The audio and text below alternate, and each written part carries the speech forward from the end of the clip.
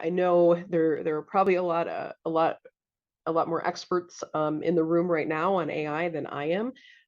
But something that's really interesting that we've seen, over the 15 years that the center has been around, and hearing from those who've been in the field for much longer, is that whenever a new technology comes up and we see it being used in the field of intellectual property enforcement or anti-counterfeiting, it's usually we see a lot of very reactive and responsive approaches to it.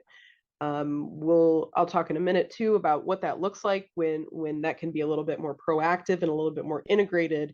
And we hear about how AI is a wonderful tool, similar to e-commerce and social media, in order to have technological process progress. But we also see too that it can be a threat to IP.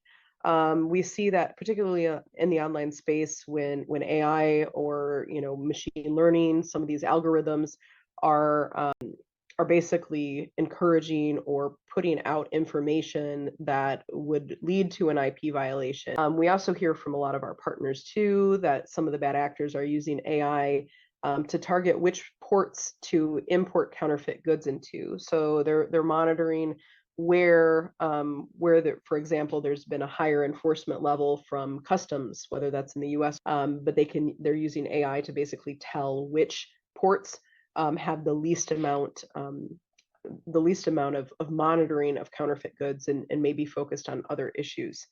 So this is a big issue that a lot of people are speaking about in our community, they are in many communities. But for us, this is a very interesting question: is how do you perceive AI both as a tool but also a potential threat if it gets into the hands of bad actors?